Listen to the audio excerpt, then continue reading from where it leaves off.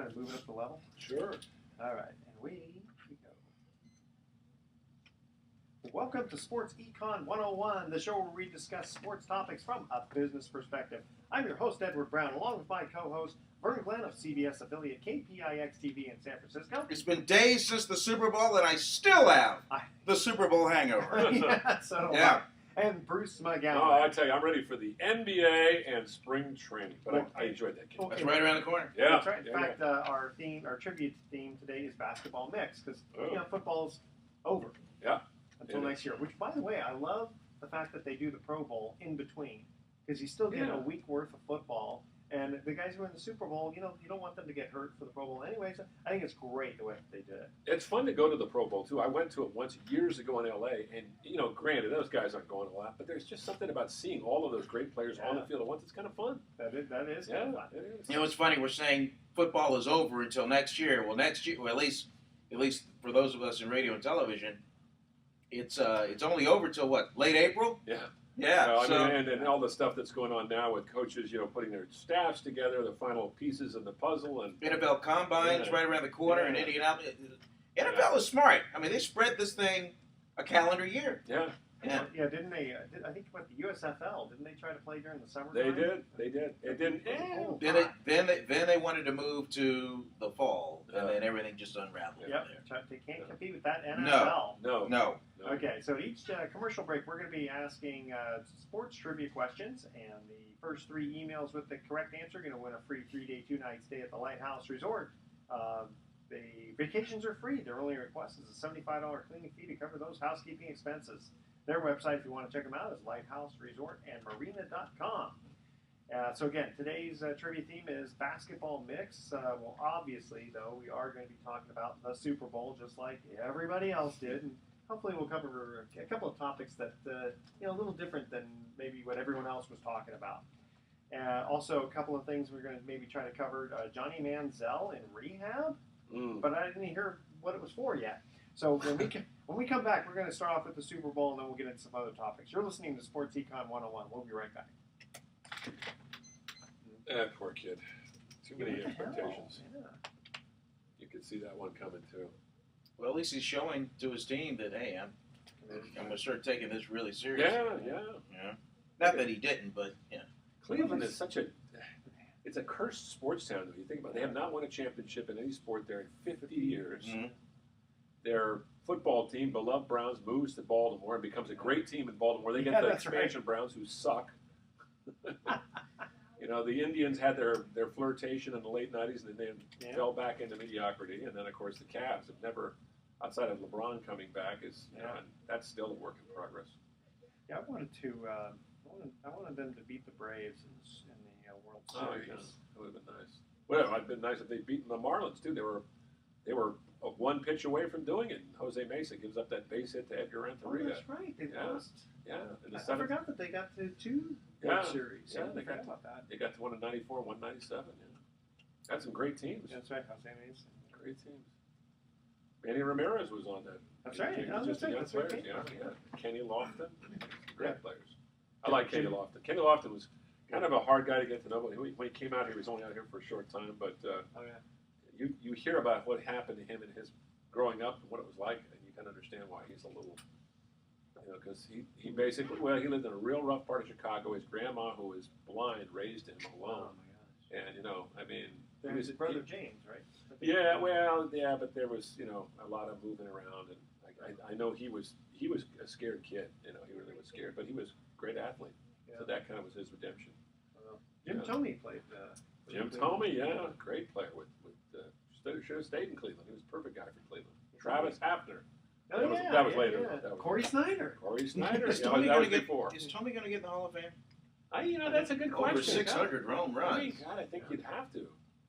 Did he hit 600? I thought he was 5 something. No, I think he got up to. I think he got he's over 6. He got over 6. The Baseball Hall of Fame sets higher standards than the NFL. I don't say the NFL lets everybody in, but they let a lot of people in. Baseball, it's much tougher to get into. Much tougher, and it should be. Although good for Tim Brown, huh? I'm sorry, Charles Haley? Yeah, he's a great guy. Charles Haley should have been in there too. Yeah, definitely. 5 Super Bowl rings. Come on. Yeah. and he was an All-Pro at 6 times. And I mean, he was a major contributor, and it wasn't just. You know what hurt him was his reputation, his personality. I mean, if you were Warren Sapp, by the way, we should stop talking about this. We're throwing all material away. Yeah. Come on. Okay. All right. Yeah. Welcome back to Sports Econ 101. Edward Brown, Vern Glenn, and Bruce McGowan are here today. Let's see. Let's get right in. Let's start right off with the Super Bowl. What a game. I don't know about you guys. I just was mesmerized. Now, granted, the first half wasn't a thrilling game, but it was just a well-played game. Not a lot of mistakes, not a lot of penalties. What do you guys think? Is it the worst call in the history of all 49 Super Bowls? Dan Fouts said it was, the former San Diego Charger. He went on national radio and said it was. I think if you complete that pass, though, which is a very likely possibility because the ball was right there. I mean, the defensive back had to make a great play. Everybody would say, Carroll's a genius. What a gutsy call, And Al Michaels, who's used to really kind of capturing the moment, I almost expected they did what? That would have been one of the great all-time calls. Well, can you imagine if you're a fan in Seattle and you're watching that game in a sports bar and everybody's ready to go crazy, and then all of a sudden that happens? Yeah. Well, the first thing you do is that we all sort of look when we're watching the game and going, why is he in a shotgun to begin with? At least, it's funny, we were talking about before, how frustrated we were as 49er fans when Baltimore beat us, Kaepernick kept throwing a Crabtree and all that. But those passes, though, were either Crabtree was going to get it or it was going to be incomplete. Well, they weren't they weren't right on the doorstep. They were at about 8. Yeah. See, that's the thing. I mean, this one, Edward, was inside the one. Yeah. So why don't they? Why didn't they run the ball to Marshawn Lynch? Here's a rollout. To me, I think a rollout's great because everyone's expecting Lynch. Yeah. No one's really probably going to expect Wilson to run. He's a good runner, but he's no powerhouse. He's not like Roethlisberger. But he's fast enough to run in the corner. Absolutely. And it gives them the option to throw in case for some reason someone's open. Well, Pete Carroll said, "Hey, look, it was second down. They looked and they saw that the Patriots sent out their goal line defense. They had 8 guys on the line and then 3 extra defensive backs. So if that's the case, why do you throw in the middle?" Well, because it's a play where the percentages usually work. I mean, it's a quick hit in. Yeah. But Malcolm Butler said that he saw in the films when he saw the formation like that, he knew in his mind, I need to jump the route. They're coming inside right here, and he was in the right place at the right time. Which is interesting because when the Patriots scored, I think I'm trying to remember which team scored. Maybe it was Seattle scored. Where you're wondering why the back was so far back when they scored a touchdown. It's like you can't get a guy that much room. You got to be right there, at least at the goal line. Here's one thing I will say too, and we mentioned this off air, and I didn't know this until I read about it, that Marshawn Lynch had not been able to score inside the 2 in his last 5 carries. And I don't even think he had a chance in that game up to that point, but in prior games, and that was weighing on Pete Carroll's mind. And plus, he was thinking, okay. But as Vernon was mentioning, that's a high percentage pass usually because if you have guys, they're not expecting it. Yeah, Carroll went on to say, hey, we run that play, and if it's incomplete, then we run the ball on 3rd down because we have Lynch back there, but they chose to pass it. If the guy catches it, they score. It reminds me. I hate to say it. It reminds me. I'm dating myself again here. Going back to 1980, Raiders at Cleveland. Brian Sipe drives the Cleveland Browns downfield. This is in a playoff game, first-round game, and they're within range of a touchdown. I think they were at the 12-yard line of the Raiders. All they needed actually was a field goal, but a field goal, there was wind coming off the Lake Erie. Mm-hmm. So they went for the touchdown, and Mike Davis made a great play, stepped in front of Ozzie Newsome and intercepted the pass. Right. And it reminded me in some respects of that because they took a shot. That in later years, forever, Sam Retigliano, the coach, and Brian Sipe were haunted by that play. Because they thought, oh, geez, why didn't they set it up for a field goal? But a field goal was no sure shot with that wind coming off of Lake Erie, and they'd missed several that day. So you got Wilson. He gets it, and he's throwing to a spot. Yeah. And he threw to the right spot, too, but Butler just jumped the route. Yeah. Great play by Butler. Yeah, I didn't like the comment that, the receiver he didn't try hard. Oh, no. The receiver was, they both were going for the ball. Who said that? I thought that they said Pete Carroll had. said that. No. No, he wouldn't say that. He would. It was the offensive coordinator. He didn't try hard. He threw a player under the bus like that? That doesn't sound like that doesn't sound like that. But I'll say this, Butler was so excited, and it was really neat to see him being interviewed after the game because he was genuinely not only ecstatic, but he was almost transformed into a different dimension. Well, he was spiritually. He was a rookie, and it was his first career interception. Can you imagine that? What a way to, is that going to start his career? Yeah, his life will never be the same. Think about that. Yeah. He will never pay for a meal in the New England States again. Had Brady not thrown 4 touchdowns, he might have been.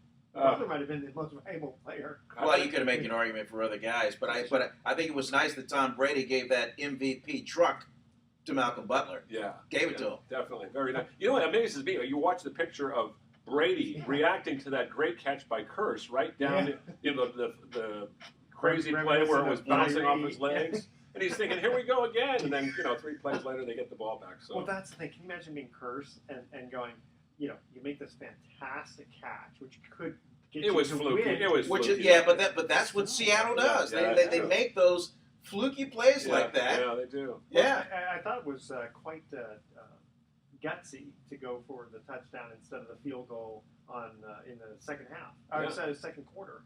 Well, and he did it. Going for a field goal would have been a normal play.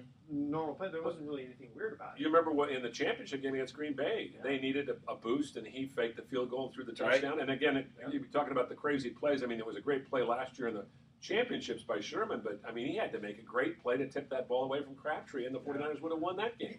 Here's something else too. Is what was the Seattle player? Oh, by the way, not to step in. Did you read about Sherman playing that game with? Severe ligament damage in his arm. Oh, yeah. He may need Tommy John surgery. Well, he wasn't really much of a factor in the game. Well, you know what? The other guy, I can't remember his name for Seattle. One of the other corners got knocked out, and the guy that replaced him, they just attacked him and attacked him. The one who broke his arm. That's what I was wondering. It's like that if he. What a freak accident that was! Yeah. You lean over to break your fall, and you break your arm. Yeah. Well, it looked like it was just more than just a typical wrist break that like rollerbladers get. Yeah, usually it's that bone just right on the wrist that breaks. Yeah, also when Cliff Averill, their best pass rusher, goes down, then New England could double team their other pass rushers, the guys that were tough, and they kept the pressure off of Brady, allowed them to come back in the fourth quarter. How many times has Seattle given up 2 touchdowns in the fourth quarter? No, never. Yeah. So here's the question: is Tom Brady better than Joe Montana? Oh boy, here we go again. I don't like to compare. You got to throw it out. Well, even Danny Woodhead, who grew up just a few miles from where Tom Brady grew up in the Bay Area, even Danny Woodhead said, "I love Joe Montana, grew up but I've got to go with Brady because he's saying." Brady did. He went to the Super Bowl 6 times, won 4 in an era where you had free agency. Yeah, there's only one guy left from the team that won their last Super Bowl in 2004 that was on that team this year, and that was Vince Wilfork. All the rest of the guys between 2004 season and today, 10 years later, are gone. So that's amazing. I'm just amazed at how Wilfork can move that body. I mean, that's a lot of belly, And he scored touchdowns. He scored 3 touchdowns in his career? Yeah. And what does he weigh? 380 or something? It's a whole lot of man. He's not that old. Well, he's 30, 31, I guess. But, no, but and that position is a demanding position, too. It is. So the Super Bowl 50 odds are out, and Seattle, 6-1 odds. They got the best odds to make it back. You'd have to say, on paper, they look good. I hate to say Patriots 15-2, something like that. Yeah. I don't think what are the 49ers? 49ers were 35-1. That sounds about right. It all depends on who's coming back. And all that stuff. Okay, tell you what, we're gonna. The Raiders 250. Ooh! Don't tell that to Jack. Well, actually, tell that to Jack Del Rio. That gave him some motivation. You know what? Maybe they should put the Raiderettes instead. Okay, here's our first trivia question. The theme is basketball mix. Since we're in basketball season. Which NBA great from the 1970s and 1980s officially changed his first and middle names to World Beat? Oh, that's an easy one. Is it? Okay.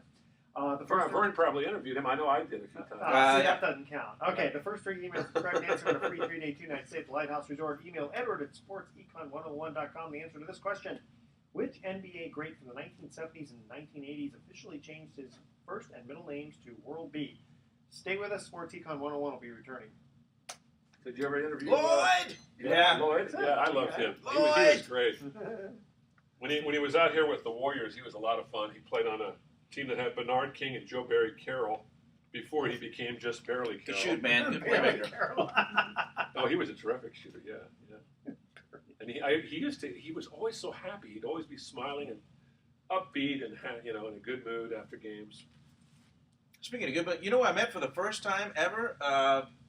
I met the other night. I met Sammy Hagar. Oh my God! I'd never met him before. Oh, jeez. He was on the front row at the Paul Nave fight. That's right. How did that turn out? Did Paul win that fight? No, he got smoked. He got smoked. Well, and I was shooting it. Oh, he was right in front of me. I mean, and that was close. I mean, he could have gone either way. I mean, because they were really. Yeah, but they were getting their shot. They were getting their shots in. And in the second round, he just made a mistake. He just left himself open. 53 seconds into the second round. Down he goes. Oh boy. How old is Paul? 52? 54. 54. Is he going to come back again? I can't. That's it. George Foreman fought No, till he was. because we heard a story on him last Wednesday about how this was going to be win, lose, or draw. That's it. Well, George Foreman fought a couple of fights when he was in his late 40s, early 50s, I think. Yeah. I thought he did it when he was 60, didn't he? No. I thought he did one of them when he was 60. No, he couldn't get a bite. He couldn't get a license. I don't think anybody get would. a license that Oh, old. yeah. No. Yeah. Hell no. Best thing that ever happened to him was Muhammad Ali beating him. It just changed him for the best as a man, and it allowed him to, he needed to be humbled. I mean, he didn't need to be humbled, but it was a good thing for him. It made him a better person. I know, it's so funny that, I remember him being a thrill. Guy, George Foreman? Yeah. 70s. Tough guy. See him now, he's just with Yep. the grill, and he's I remember when he was on an episode of Sanford and Son. Oh, yeah. And Fred made him punch the wall. He put his hand to the wall. Oh, I think I broke it. God, Red Fox was great. I loved Red Fox. Yep. And who was the guy who played his son? Lamont. But I don't remember. Damon Wilson. Damon Wilson. There you go. Yeah. Hey, look, I just got Josh Gordon for the Browns suspended for at least 1 year. Oh, boy. He just fell off the wagon, right? Just drugs. Yeah, he's a drug addict. He needs to get some help. It's not the steroids. It's the coke. No, it's it's bad. It's the junk. Yeah. It's bad, man. He just troubled he soul. can't. He just can't stay right. No, it's a sickness.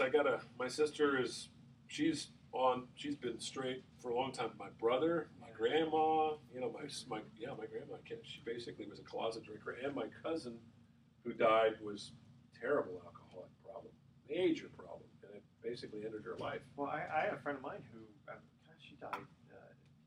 He's my age, and he died back in 1990. He died before he was 50 of alcohol poisoning. And I hate to say it, I've known a lot of people I went to school with that are gone that died in their 30s. Not of alcohol, but drugs. Yeah. Oh. But the alcohol kills you a little more slowly. But it'll kill you. Yeah, it'll kill you. Bad news. Where's the beer? Where's the beer? There's one guy got drunk and then he was distraught over a girlfriend. Damn women. That happens. I know, it's all the women's fault. It is. They drive us crazy. Some people claim that there's a woman to blame. They're right. Okay. Can't live with him and can't live without him. I thought it was can't live with him, can't live with him. I'll tell that to my wife. Beat me around the head there. Okay, right? All right. Welcome back to Sports Econ 101. Edward Brown and Vern Glenn and Bruce McGowan here. First trivia question we asked, and I guess this was a little too easy for the boys. Which NBA great from the 1970s, 1980s officially changed his first and middle names to World B? Great playmaker. Yeah. Lloyd Free. Lloyd World Free. Not Meta World Peace. No. And great player with Philly. And then he came out here and played with the Warriors in the early 80s with Bernard King. And they almost went to the playoffs that year. The Warriors were just about ready to make a comeback after some tough times. And then he was traded. Bernard King was traded. And the Warriors, Al Attles retired as coach, and things went down. You know who coached that team, actually, was John Bach, who became a great assistant with Phil Jackson in Chicago. So there you go, a little history for you. Well, speaking of the Warriors, Klay Thompson, a few weeks ago, scored 37 points in the third in quarter. 9 minutes of the third quarter. Amazing. I mean, even that's the greatest display of shooting I've ever seen. Amazing. I mean, I remember watching the highlights on that and just seeing, you know, that we could put 4 guys on him and just these shots that are going in. Then he gets the shooters roll. He's in the zone. He's in the zone. Yeah. Well, you know, and that's the thing. I know we're out here on the West Coast. A lot of our listeners could care less about the Golden State Warriors. As a matter of fact, a lot of people in California, outside of Northern California, could care less. Yeah. But this has been a great story this year. They have been one of the best, if not the best teams in the NBA after being in the wilderness for years. Yeah, well, our friends in Atlanta will say, hey, what about us? And Well, that's Atlanta Hawks, we don't lose. That's another great story. The way they won 19 in a row. The team nobody knows. Yeah, the team nobody knows. Could be the Hawks and the Warriors in the championship round. Would that be something? Wow. Yeah. So Klay Thompson, I think he's earning $70 million. Well, I mean, you know, the thing about him and Steph Curry, they're both from they have fathers who played the NBA, who know the game, and they grew up in it, so it's not daunting to them, and they have a kind of calm demeanor. I think that's the key. You know, it's interesting. You look at Klay now, and he just looks like he's so much more mature than he was just even from 2 years ago. Well, he is. You know, A couple of years make a difference in you know, a young man's life. When you're 26, it's a lot different than when you're 24 or 22. It's going to be fun seeing him in the backcourt at the All-Star game. Yeah, definitely. He's an exciting player and a great defender. You talk about a guy who plays defense and knows how to shut people down. Was he 6'7"? He's a little short. I'm almost 6'6", and he's a little bit taller than me. He's about 6'6.5", 6'7". Yeah, right about there. Rick Barry size, you know. Rick Barry was always, they said 6'7", but he was actually 6'6.5". I know, because he was only just a hair taller than me. Yeah. Good old Rick. How come you're not in the NBA? I could barely play on my JV team. Big klutz. You know what I could do? I could block shots and I could rebound. That's about all. And once in a while, I was a good shooter, but a bigger guy. They always made me. Did you play in high school? Did you play I played JV ball, but I was a bench warmer. Sat on the bench. I was not that. How tall were you back then? 6'2" and about 170 pounds. Yeah, but back then 6'2" was pretty tall, wasn't it? Not really. No. Really? No, not really. Well, you didn't grow up with Abraham Lincoln. I mean, come on. I didn't gain my. I was one of those late smokes, man. I was one of those late bloomers. Jeez. I didn't gain my full height until I was 21 years old. You know, it's just one of those weird things, and it was weird. I grew 6 inches in 1 year, and it was very uncomfortable. That's gotta hurt your knees. Well, no, it's just you wake up and you have these weird physical sensations, like your arm feels like it's 20 feet long or something. Wow. It's weird. I'm serious. Yeah, they gave Osgood Slaughter. Remember that? That Oh was a big yeah, thing for Hodgkin us. Schneider's bone deficiency. My brother had it in his knee. Yeah, it's kind of right weird. below the big bump. Yeah. Johnny Manziel, what's going on with him?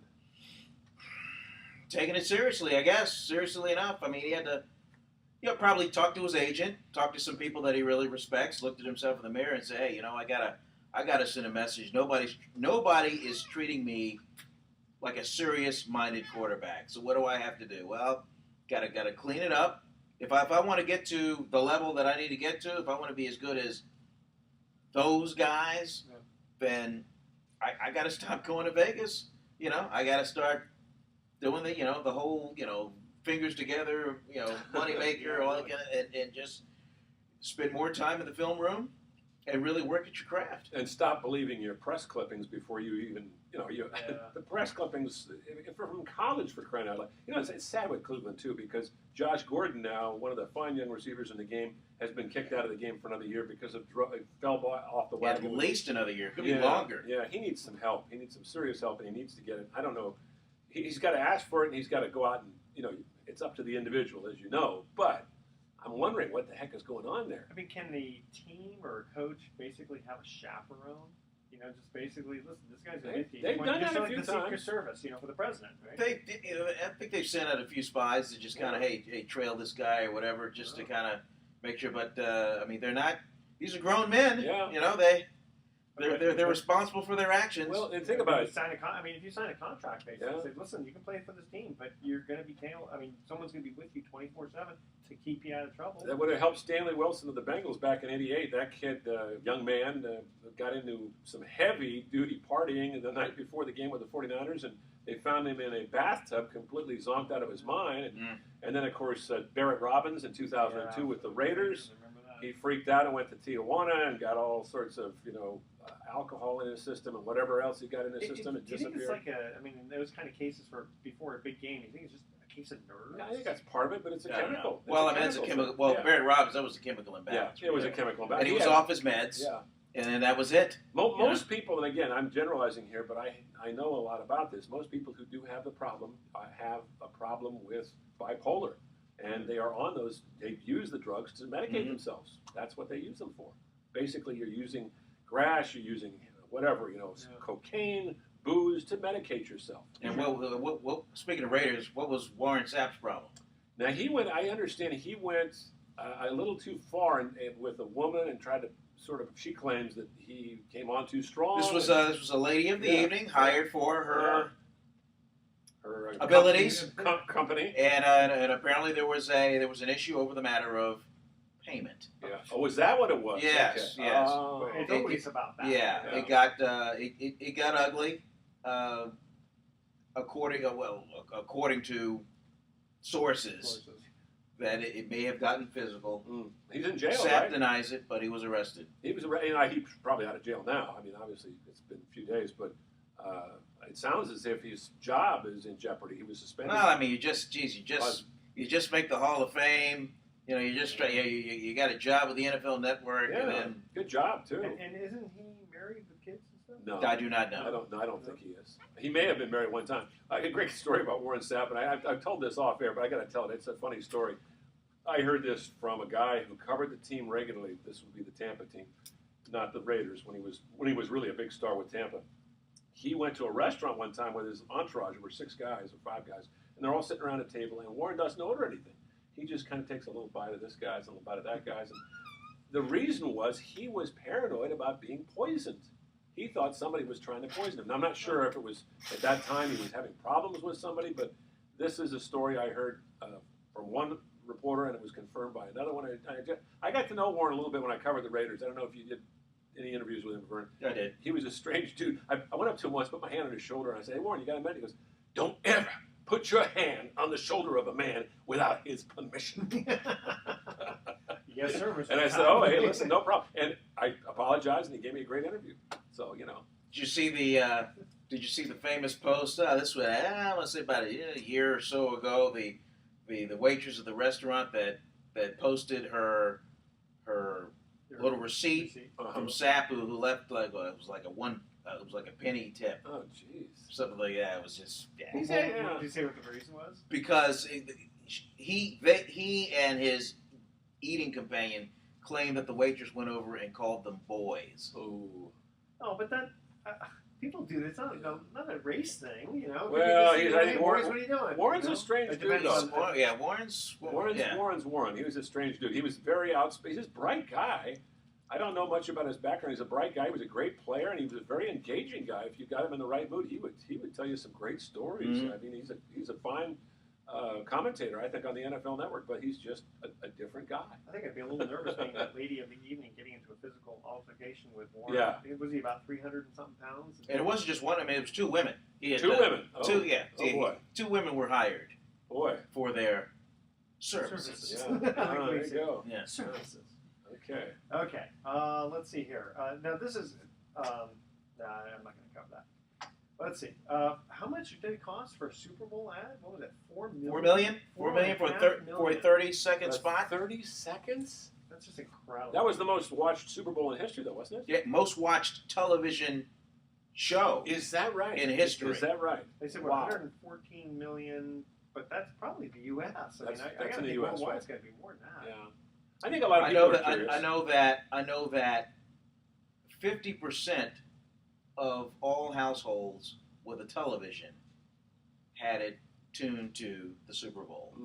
And of the TV sets that were on? It was like 70% of all TVs, not in homes and were tuned to the Super Bowl. Yeah. I mean, it was. Wow. And Katy Perry did a great job. Yeah, that was an amazing halftime show. That was. I like the effect when they had her hovering over the stadium. That was very that was very futuristic. They had to add a little color in there with Missy Elliott. Oh yeah. They kind of spice up a little bit. Yeah, there you go. Yeah. It was kind of cute though with the sharks and everything. You remember Dancing Sharks. Do you guys remember they used to have for about 5 or 6 years? I remember because I covered these Super Bowls in the 70s, the mid-late 70s. Up with people. Up with people. Remember them? Up with people. Yeah. Yeah. Pete Rozelle just, he was big old vanilla singing group. Very friendly, very nice, very comfortable to listen to, but not a lot of.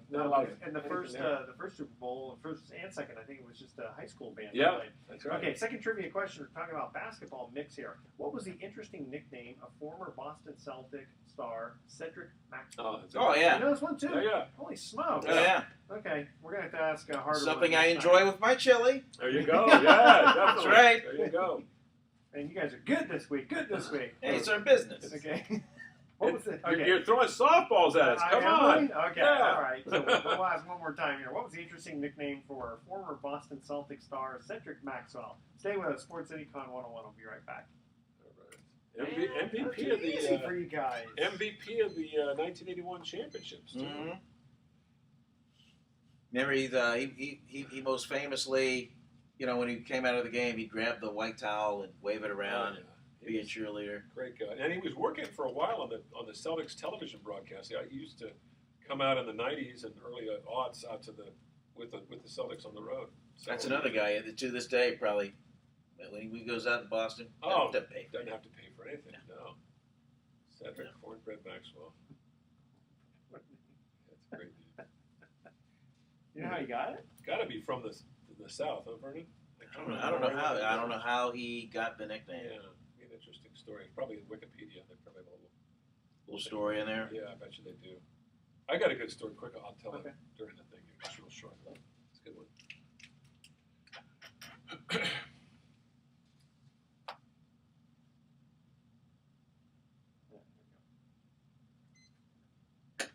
Welcome back to Sports Econ 101. I'm Edward Brown, your host, along with Vern Glenn and Bruce McGowan.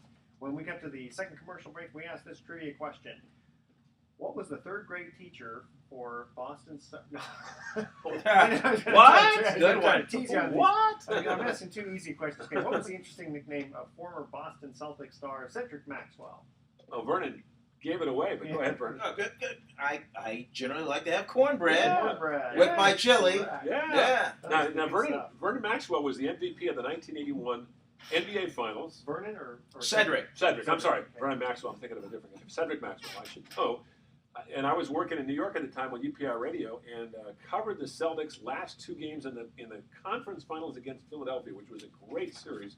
The Celtics had to win two, one at the Spectrum, the old Spectrum, and then back in Boston. The one in the Spectrum, they came back and won.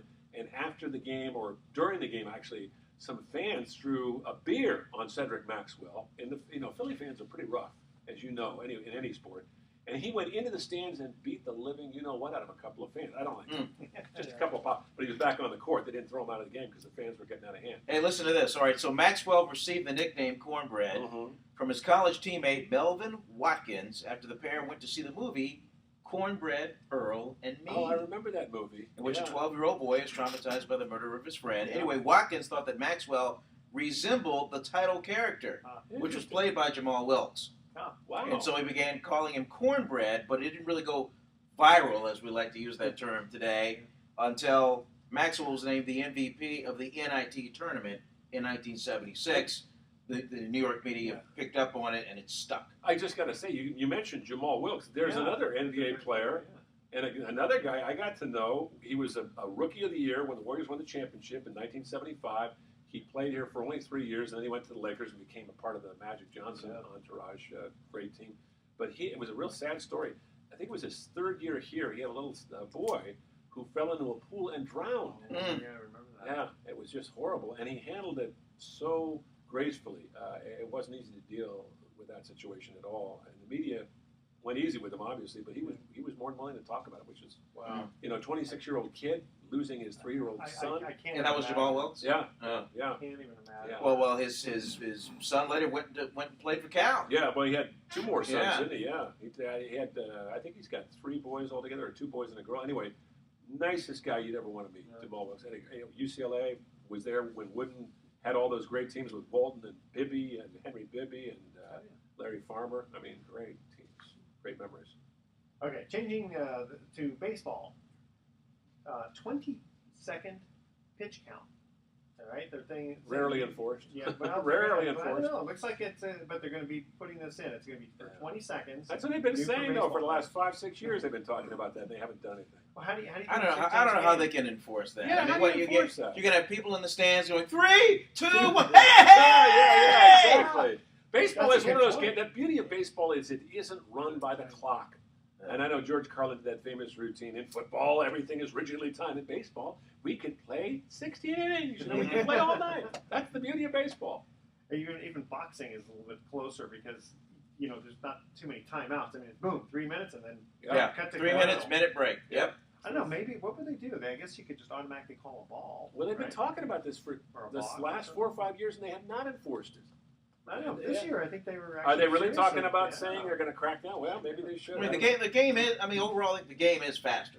It is faster. And I think the thing about baseball, we live in such a speeded up, distracted society. Isn't it nice to go to a game where you don't have to sit there and look at the clock all the time and wonder, where have I got to be? What have I got to be doing? You don't have to be doing anything. True, but it does get a little frustrating when you have pitchers who are a little bit too slow. Well, it's true. I mean, it's interesting to note that in the old days, they did not stall as much as they do today. And it's because of specialists, and it's because of different types of pitches that people can throw that are more effective, and hitters that step out. It's just, Strategies, defensive alignment. It's Also, very, maybe the fans were going, I paid to watch a game, and it's only going an hour and a half. I'm going to be here for 2.5 hours. I don't care how exciting it is. I'll tell you Give something. me 2.5 hours entertainment. Give me a 2-1 exciting, well-pitched game with good defense that moves well over a 16-13 game that takes 3.5 hours. I'll take it any day. But you lose half the audience. Though. Yeah. Well, yeah. I mean, if you're a baseball fan, you're into that. It's over before you know it, and there's one great or two great plays, and it's like, wow, There was an old joke that this guy shows up late into like the eighth inning. And it's scoreless, right? It's scoreless, Yeah. right? And he says his friend, what's the score? He says 0-0. He goes, oh, good, I didn't miss anything. So staying with baseball, I saw this in Sports Illustrated. Will the Cubs win it all in 2015? No. Back to the Future too. No. So I'm trying to remember. No, Back but to the Future too. I give Theo Epstein credit. I mean, they have spent money. We'll I see mean, if it works. more money than they normally would spend. It usually doesn't work, though, when you spend a lot of money. There are very few teams that have made it really work. Didn't quite make it. Washington Nationals, though, they seem like they're getting They should have been in the World Series last year. They should have beaten the Giants. I mean, they should have won that 16-inning game. They had their opportunities. I cannot believe Matt Williams pulled his starting pitcher out of the game in the 9th inning of that game. Lesson learned. He'll never do that again. No, that was a terrible mistake. And watch, he doesn't do it, and he should have. Who knows? Yeah, there you go. Yeah. So let's see, what else we got here? This guy is named Terry Hendricks, and he's a Colorado inmate, and he sued the NFL for $88,987,654. 32 cents. $88,987,654,000. Well, the dollar figure's so high, even Edward Yeah, I know. can't get it out. Wow, that's man. And a lot of this way, 1, 2, 3, 4, 5, 6, 7, 8, 9, and then 8, 8. Over Des Bryant's overturned catch against the Packers. What's his rationale? He's He's insane, right? I mean, that's why He's crazy, but he's in the prison. I guess they allow. Our legal system is that crazy if they allow for this kind of thing. I mean, jeez, come on. Speaking of the legal system, not to change subjects. How about the Zamboni driver charged with DUI? I heard about that. On the ice? On the On the ice. I didn't hear that. Yes. Just What did he run into? half of the bag, just wildly driving the Zamboni that's at an funny. ice rink. This is in North Dakota, Yeah. and apparently that's the one state where you can get a DUI for operating any motorized vehicle. Wait. Okay, so this is during a game. Yeah, in Between between periods. periods, Between periods. Resurfacing College? the ice. like a minor league, hockey, Yeah. and charged with DUI, He must have done driving a Zamboni. He must have done something really stupid. And he was because doing figure eights out in the middle of the Well, ice. I think the fans noticed him just driving kind of wildly to the point where it got uncomfortable, and That's the police come out there and they they called test. security or whatever, and then Did they administer the test on the ice? I wasn't Sir, there. walk the straight line. He goes, I can't. It's all icy. Yeah, exactly. It's too slippery. Yeah. That's great. I love it. Okay. And then let's see here. The Predators D-man, speaking of hockey there, had the hardest shot at 108.5 miles per hour. This is in the NHL All-Star Yeah. game? Okay. Earning the respect in the NHL and the NRA. National Rifle I Association? guess so. I watched some of that game, and I could not believe how that was a travesty. I mean, granted, they're not going to go all out, but these guys were playing like a rec league. It was 16 to 13 or something ridiculous. It was ridiculous. Someone get hurt. Come on. Can you imagine getting hit in the head by a puck going 108 miles an hour? Well, you got a helmet, but that's You got a still, helmet. Yeah, still. Yeah, they're going to do too much. I don't Do you know that up until I think it was the late 70s, a lot of guys were you didn't even have to wear a helmet. Matter of fact, Doug Wilson, who was I practiced with Doug Wilson. Doug Wilson is the general manager of the Sharks, and he was one of the original San Jose Sharks in the early '90s. And he played the last 2 years of his career without a helmet. Without a helmet. Yeah. Until they made the rule that you had to, except for grandfather. Yeah, exactly. Which, by the way, let me just remind people here: San Jose, home of the Sharks. Yeah. The McHenry Convention Center is ready to rumble with WWE access coming to the convention center on March 26th to 29th. Guess who I just interviewed Sergeant for Slaughter. CBS 5? Did you get Sergeant Slaughter. All right. I was starstruck, man. The guy is huge. First of all, he's like 6'6", and he's got a jaw so big. I mean, it's like it would humble Jay Leno. There you go. Big old jaw. Yeah. Sergeant Slaughter. He talks like I love it. Yeah. And I bet you went right up to him and said, "This stuff is all fake, isn't it?" Oh, not a good idea. I'm a smart man. I'm smarter than that. You are. Vernon knows. Didn't you do one of those Mr. Involvement stories where you actually got in the ring and got I got in the ring. around? I got tossed around by a tandem called the Harlem Heat. A guy named Booker T and whoever his partner were. It took Did they two go- guys to take you And down? then once the cameras were rolling, once the red light was on, they were completely in character. But did they really? They didn't really hurt you though, did they? Well, they picked me up, they slammed me down. I mean, they But let me know they were there. Yeah, but they let you know ahead of time what they were going to do, so it didn't hurt too badly, right? Well, it's a Well, very bouncy. Yeah, it's bouncing very off. bouncy, It gives a little bit, but you got to be athletic. Yeah. I mean, to take those falls. We're not trying those to take rolls. anything away from you. How old were you at the And time? when I had a conversation with Hulk Hogan about this, about whole real, fake, and all this kind of stuff, he says, well, we try not to use the word fake. Yeah. We use Hey, predetermined. predetermined. Yeah. That's what they use. That's also Predetermined. like when you fall. Okay, I mean when they slam you down, they slam you on your back. They do like show you how to land feet first. You know, like hit your feet. Backside, and then there's a lot of there's a lot of showmanship. You'll notice in a lot of these falls and a lot of these hits, they stop their feet to the canvas on impact. Yeah. So they may not be delivering the blow, but the stomping of the feet, the sound The effect sound of it, makes you sound like an impact is being. But when they slam you on the ground, because you can easily You're getting slammed to the ground. Okay, you can get the wind knocked out of you. Oh, yeah. Easily, so Yeah, but you got land? because you go to wrestling school, you learn how to take those falls. Yeah. You train. So how did they tell you how to take the fall? Well, they didn't. They just they kind of. You kind of instinctively just fall down. Yeah, it's like, You know? like a pile driver, man. They'll land on your head. Well, if you notice those guys when they do go down, they fall pretty evenly, and so the body everything, your legs, your arms, your back, it's kind of equally absorbed. So, but those are great athletes. It is. So They are. So again, San Jose has the lowdown on the SmackDown. Get your WWE access tickets. Once again, purchase them by going to Ticketmaster.com. So that'll be kind of fun. That's coming March 26th to 29th. That's going to be a great week. There's a Hall of Fame ceremony. There's going to be an event just about every night. Wow. I mean, WWE. They're really going to go over the top with that. I would have to say I prefer the WWE to and I no knock on these guys because I'm sure they're good athletes too, but the Ultimate Fighting to me is kind of barbaric. Oh, I thought you were going to compare it to WWF. No, or whatever. But I'm just saying that the wrestling to me, at least, I think it's not as vicious. Some of the hitting that goes on in the Ultimate Fighting is scary. All right, well, Bruce is the real deal. I know. The public demanded it, and ever since that movie, the Fight Club came out. I think it is barbaric. I think it's a sign of a society. I don't mean to sound like an old fogey here, but I think it's a sign of a society that's got some serious problems. That's how Rome was. I mean, that's Yeah. how they literally would get the gladiators. 300,000 people. Yeah. And they did watch to the death. Yeah, the Christians and the Lions, Yeah. the gladiators. I mean, we're not that far away from that. Yeah, Football isn't and that a far away from that. popular video game these days is Mortal Kombat. Oh, yeah. Similar deal. You got two characters just beating the crap out of each other. Butterflies, watching flowers grow. Or anything. I just like to see some of these kids that do that. to spend a day in the field in Iraq or in Afghanistan with a bunch of guys, who are out there on the point. Well, a sad story. There was this kid who weighed about 150 pounds. This is going back about 30 years. But he was watching wrestling on TV. Oh, I heard about that. Yeah, his little 7-year-old cousin, and he killed her. Slammed her. He had no idea. My brother and I, we used to watch the local wrestling here, and they had guys like Ray Stevens and Pepper Gomez, and Red Bastien, and Kenji Shibuya. And we used to, Shibuya, I remember. Yeah, we used to practice on each other. Those moves. We did too. Okay, third final trivia question. The Chicago Bulls had a record 72 wins in the 1995-96 season. They broke the record held by the 71-72 Los Angeles Lakers, who won 69 games. Which team's record did the Lakers break for the most wins in a season? All right, stay with us. Sports Econ 101 will be right back with some closing comments. I think that was the Sixers of 66, 67.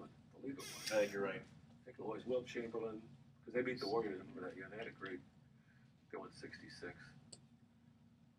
Oh, I got to get out to the Warriors tomorrow, but I got to work tomorrow morning, though, so I got to figure out how to get my sleep tomorrow. I was supposed to go. You realize they only have 2 home games this entire month? And they have 8 days off in a row during the All-Star break. Because they had so many home games. So many home games, though. I was supposed to go January. to Saturday night's game against Phoenix. The Suns. That's a good game. Because good game, yeah. Well, what happened was because my co-host on the other show, his daughter was dancing at halftime. Oh, with Love to Dance? Love to Dance, yeah. I did a story on them. Oh, really? I did a story. We aired it on Friday. Oh.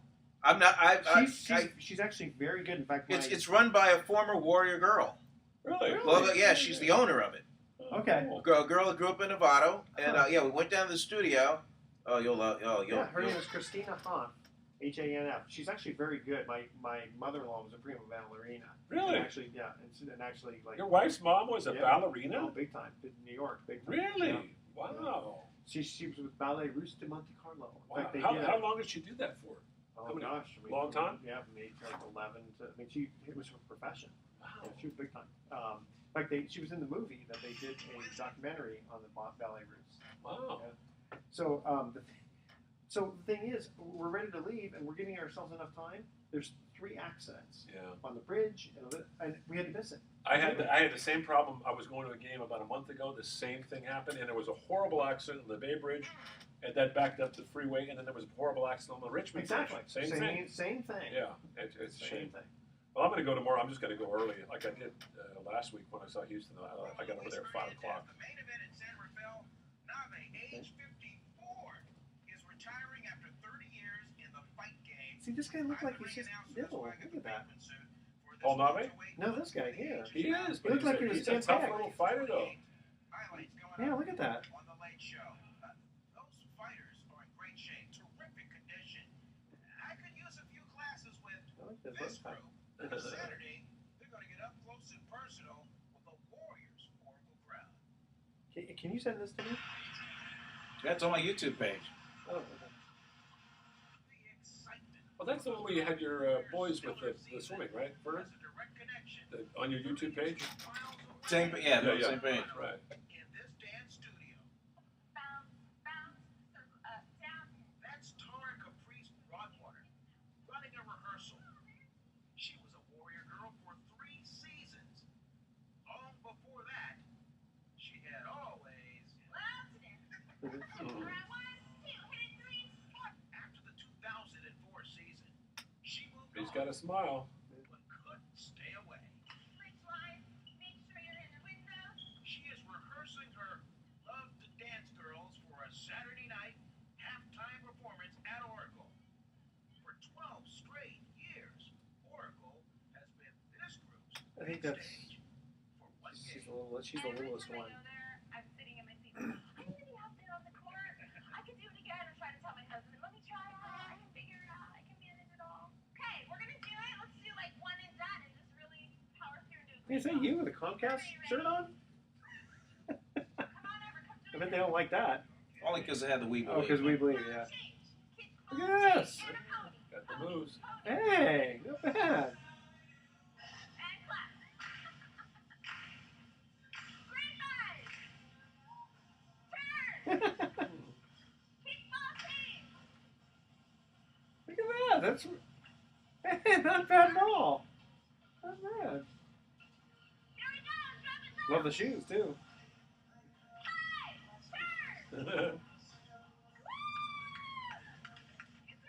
You should have joined them.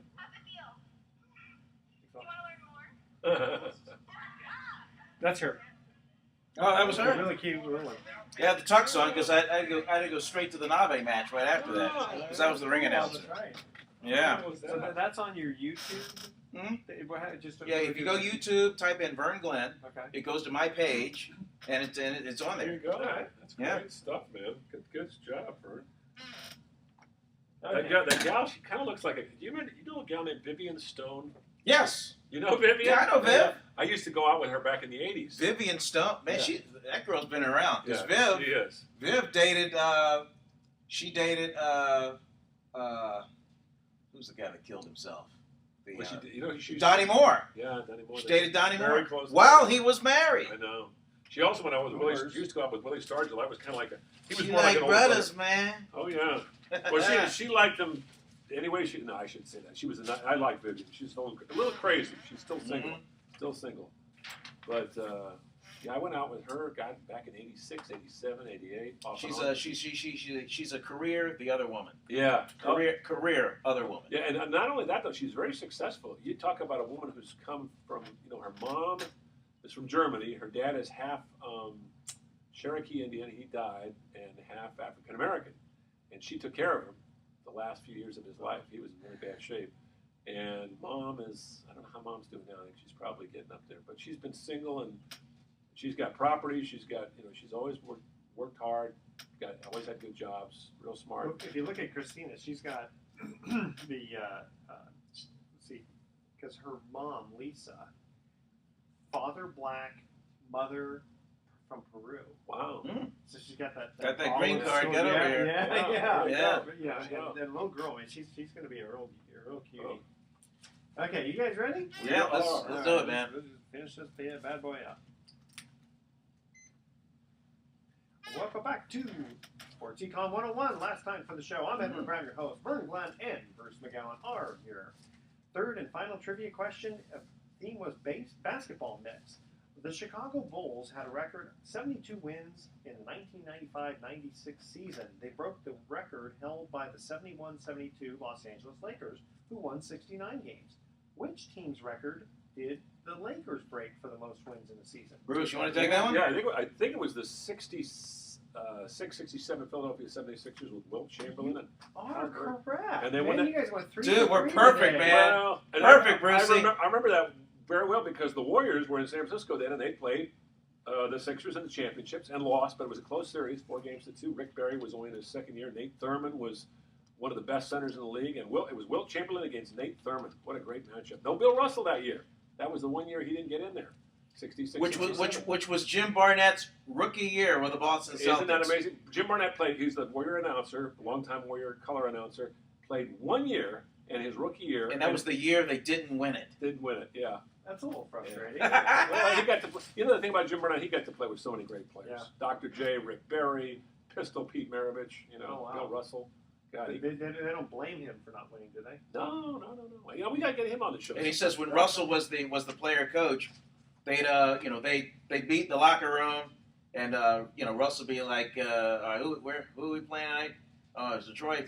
Well, No. let's go kick some. Yeah. So and then he'd go out and he'd sub for himself or whatever, and he'd call timeout, and he'd be like